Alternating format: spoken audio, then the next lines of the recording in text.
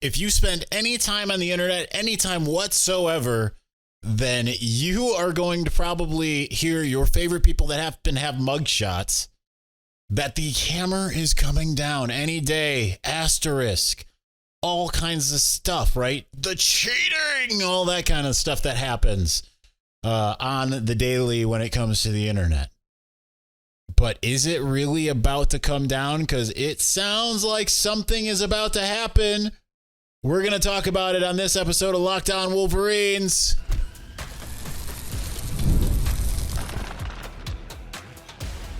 You are Locked On Wolverines, your daily podcast on the Michigan Wolverines. Part of the Locked On Podcast Network, your team every day.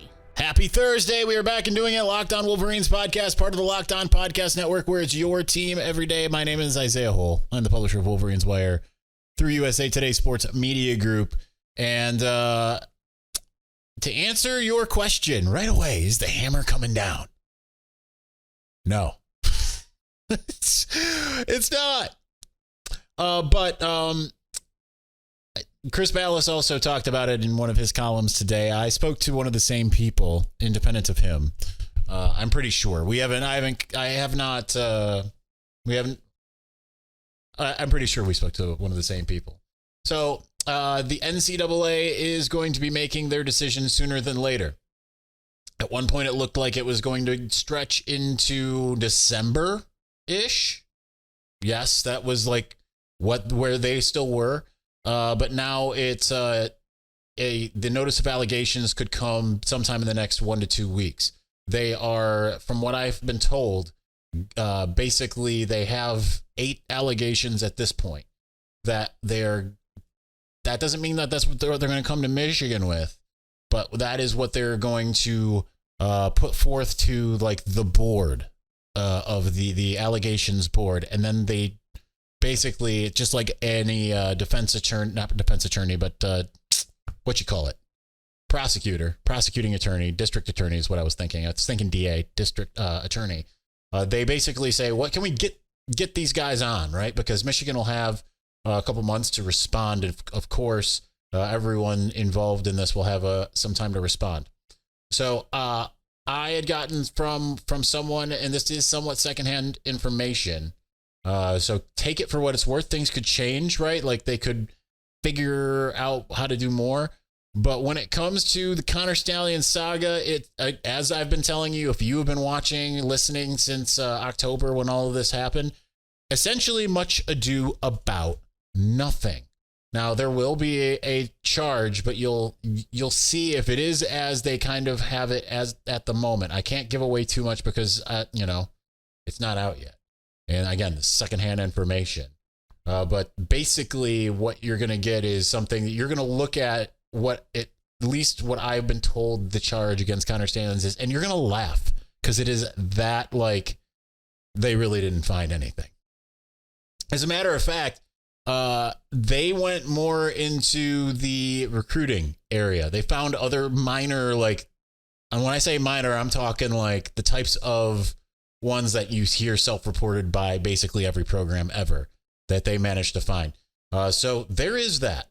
There are, I think the unfortunate thing is that there are some people who were involved in the investigation, and this will never come out. So unfortunately, and I'm not going to be the one to break it, but some of the people who were assisting with the investigation were from inside the house. And some of the things were certainly things that were not true from everything that I know and have been told and all of that. But I basically got confirmation of that. So that is disappointing. But they were people with access to grind beyond the name that all of you already know. And that's unfortunate. But when it comes to what Michigan is going to be charged with, literally all but I think 2, and the 2 are minor recruiting violations. Like they're all basically they can all be shot down. Now, will the NCAA accept that? Clearly not. But what does that tell you about all of this? The NCAA has basically been they've had a goal in mind, right? Like they are in search of a problem. If I know I don't quite have that idiom correctly, but that's what they've been. They've been in search of a problem. That's why suddenly they are investigating minor recruiting claims all of a sudden and vigorously. And I'm talking within the last couple of weeks, which is also why I think, and I don't know, why I think they've decided to go ahead and basically close up shop and say, let's just go ahead and get this over with at this point. So, it's going to be interesting to see kind of the national reaction, because the problem is with any kind of narrative that's been put out there is, and you see this just in politics all the time. I'm not going to delve into any political narrative, but you see it all the time where something is stated as a fact and it might not be a fact. And then before you know it, like, that's just the truth as many of the people see it. So I am interested to see kind of where the national, like what the national perspective is, especially if there is that added recruiting element to it. Because was that the NCAA just being like, listen, we gotta get them with something, right? Like we've spent all of this, I don't want to say public goodwill, because it certainly wasn't public goodwill, but we've spent all of this capital to basically paint Michigan as the worst cheaters. The worst cheaters. Done that. It's not the same when it's ers rather than ing. That you've ever seen in college football, only to basically come to the table and be like, you know. So it's going to be really interesting when this comes out. But interesting conversations yesterday. I will say that the person that I spoke to is very reliable when it comes to all of this. And if everything that they told me, which is second hand, comes to fruition as I've been told it, everyone will finally be able to have that sigh of relief in this fan base.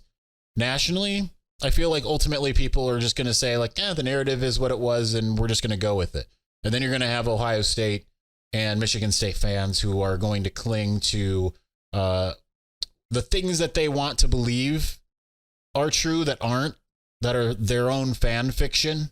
And they're just going to cling to that all the way down the line, right?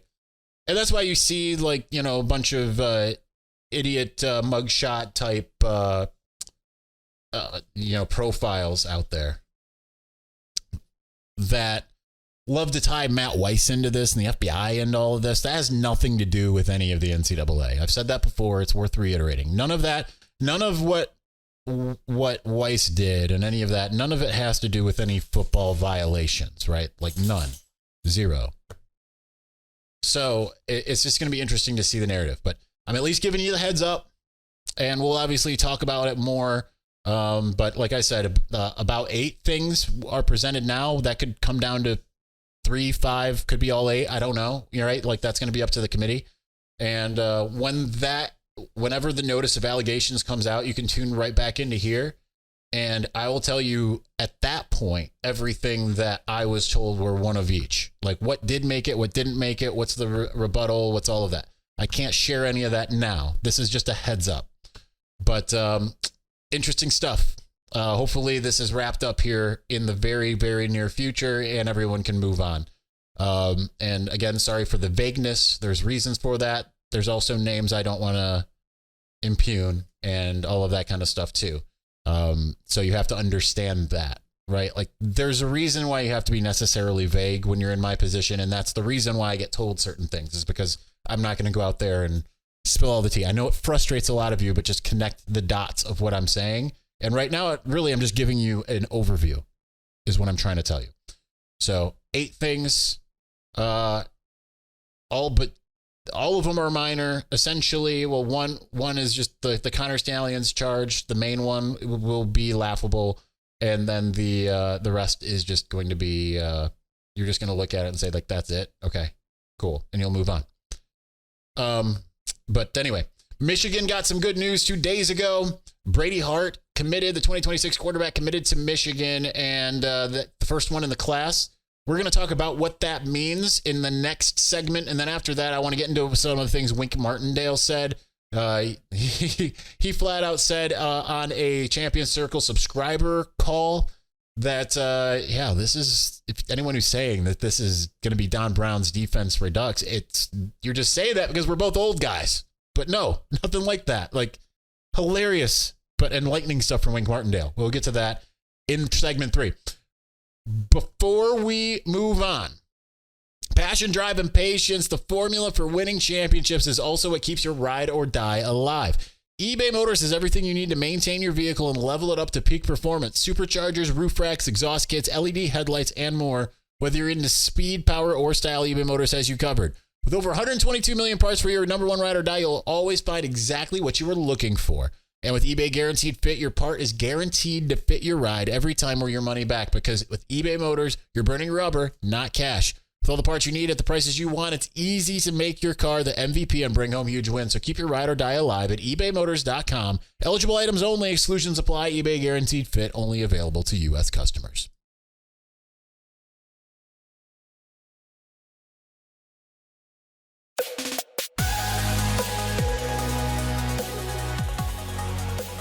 Felt like I spent a good part of that last segment trying to mitigate all the blowback that I always get whenever I'm sharing in whatever inside info stuff I've been told I'm allowed to kind of say. And I really wasn't at liberty to say anything that I did. But Ballas put some of his stuff out, so I added to it a little bit. Because it just every time, the funny part to me was just last year, like, people, he's not saying everything. Like, I am telling you, like, I had a list of things that, like, this is what I'm going to say. This is how I'm going to say it. And here's how I'm just going to allude to things. And, you know, because, like, you have to keep in mind there was an NCAA investigation going on. So you also can't just, like, and never with sourcing can you ever just be like, hey, yeah, so, you know, this guy told me this. Like, that's just not how it works in this industry. And I know people are like, well, you know, change it. It's like, well, that would be your last day working in this industry, right? Like, that's just not how it works. Anyhow, moving on. Brady Hart commits to Michigan. He is the first commitment of the 2026 class. He picks the Wolverines over Clemson. There's just a lot of fun that has to do with this commitment and this recruitment. He comes from Cocoa, Florida, which I believe is like the... I'm going to look it up because I just keep on assuming it's South Florida. I just keep assuming, and I don't know for sure. But I believe that's down in like the Fort Lauderdale-ish area. And this is just, you know, solving my own curiosity, essentially. Because I know he's played like St. Thomas Aquinas and stuff like that. It's north of there, actually. So he's actually, it's more near like Cape Canaveral. So he's north of I would say about an hour north of where my grandparents have a house, or my grandpa. My grandpa unfortunately passed away. But that, none of you needed to know any of that. That was just me satisfying my own curiosity, as I might do on the show. 24/7 Sports has him with the composite ranking, rather. 92 overall, the 7th ranked quarterback, and 15 in the state of Florida. He is higher, I believe 42 according to Rivals, which is the highest on him. There's a lot of talk from those in the industry. You can watch any of like the kind of reactions from the people who do the rankings, and they will tell you like he is 5-star caliber. That's very much where he can end. So this isn't like he was ranked high and he's starting to slide back like Jaden Davis was. This appears to be the other scenario. More of a pocket passer. Has a lot of like a bigger JJ McCarthy without the legs, but it certainly has a good pocket presence. About 6'4", 6'5", 185, 190, kind of all kind of varies. But picked over Clemson. Clemson was the only one that had a crystal ball, but picked Michigan over Florida. His father's alma mater. His father was a Major League Baseball player, but just an incredible offer sheet as a 2026. Clemson, Florida, Florida State. LSU, Miami. So some of the in-states there, right? Florida State, Miami, obviously his father's alma mater. Nebraska, which has become a new hotness. Notre Dame. Ohio State offered literally the day that he actually ended up committing, not publicly, but to the school. We'll get to that momentarily. Oregon, Penn State, Texas A&M. So kind of just an absolute murderer's row. Like almost every team you want to see kind of in this list, save for like Alabama, which Nick Saban's not there, so it doesn't have the same gravitas. But Georgia would probably be the only school kind of missing from that. USC, Texas would be the only other ones that I think would kind of fall into that. But could you picture a better commitment for Michigan? His name is Brady Hart, so you've got the two icons in Wolverines lore, and Tom Brady and Mike Hart in his name itself. He goes down to Columbus for a camp, gets the offer, and before he's even out of the city of Columbus, he calls Michigan and commits. I mean, that's about as everything that you want out of a guy who's going to be leading your team. But I think the thing that's really great is that you're starting your class this early, right? Like, you do generally want kind of a jump start on your classes somewhere around now. It was around now that Michigan got like its, I believe it would have been its 2019 class going when Chris Hinton and I don't even remember the name of the other guy who ended up decommitting and going to Stanford at well into the recruitment. But when they were both at that time 5 stars, and they, you get that start, right? JJ McCarthy was committed very early in the process as well. He wasn't the first guy in the 2021 class. That distinction goes to Giovanni El-Hadi, who had committed in April the year before. So you're like a couple months removed from that, but at the same time, this is great for Michigan to get like the pinnacle, right? Like the guy that is the glue, and not to mention he's already outspoken. You're already seeing too, he's well liked. You're seeing some of his teammates. You're seeing some other South Florida type guys that all were like paying attention on social media, being like, my eyes are open to this. And certainly that's going to help when you have a wide receiver at your own high school who's a 4-star, a high-level guy that very well could end up being in the class because, hey, I want to keep this connection going, kind of like Jaden Davis and Shannon Goodwin, almost like they ended up getting with Jordan Shipp. So that will pay dividends. Whether or not the performance is there at this juncture doesn't matter. Okay? At this juncture, I mean, it matters in terms of you need to keep and build your ranking. But think of like the Shane Morris type, right? Shane, unfortunately, didn't really work out at Michigan as a 5-star. But Shane Morris being an early commitment in his class, like that galvanized the class. All of a sudden there was like this hype, and it builds up because everyone knows like that's the guy that is going to go to Michigan. I want to go play with that guy. That guy's a winner. So you're still a year away from things like Elite 11 and those types of things where he can really build on his name. And certainly I would imagine he's going to be in that mix. But being a Florida guy, I think that's being someone that has the type of presence he has. I think that's going to be very, very good for Michigan in the next year. And if you can combine him with a guy like Savion Hyder, then they're going to be off to the races. Like this feels like the 2026 class feels like it could be one that has a couple of 5-stars. 2025 remains to be seen, right? Like you're really hoping on like a Andrew Babalola, a Derek Meadows, and those feel like long shots, but 2026 can be off to the races. We're going to talk more recruiting tomorrow because we're going to discuss a little bit about the guys who are on campus. And I had some conversations today that with some people behind the scenes that should give you a little bit more ability to relax into what Michigan's doing. Okay. And you can take it or leave it, but we'll get to that on Friday. That will be the whole show.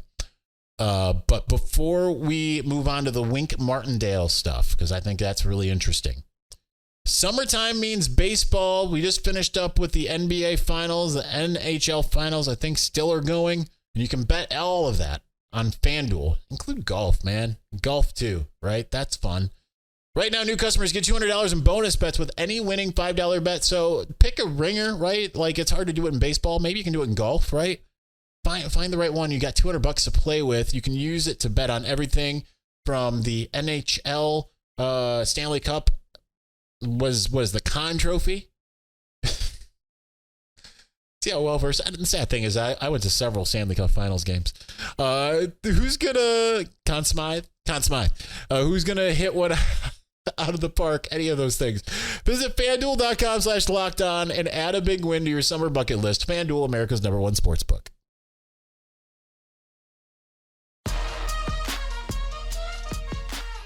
Last ad read as I tried to talk about a hockey, whatever one of those is. My love is football, particularly college football when it comes to sports. Now, I grew up in baseball, and I followed a lot of basketball as well. But I kind of stopped after the initial Bad Boys Pistons, and then got back into it during the early run of the Going to Work Pistons. Hockey, as much as I watched hockey in the 90s and a little bit in the 2000s, I never was like a true hockey guy, so lots of confusions there. All right, Wink Martindale had a lot to say on this hour-long call, subscriber call in Champion Circle. Check out on Wolverines Wire how did he end up at Michigan football. Adam Schefter played a role. There's just a lot of stuff, and like even just like him getting in and seeing like how the team worked. He's like looking at the players and being like, and this is even more organized than the NFL, and like it's self-driven, and that should give you a lot of hope and promise. We'll talk about that, I guess, in a second, but I want to talk about this Don Brown thing. I think this is hilarious. He says in the part of a broader quote, there's a narrative out there right now, and one of the things is, and I'm telling all the listeners, I don't listen to radio, I don't read articles or anything else, but there's a narrative now that some people are afraid it's going to go back to the old school Don Brown system. That's not the case whatsoever. To me, that's profiling. Just because I'm old and Brown's old, you can't put us together.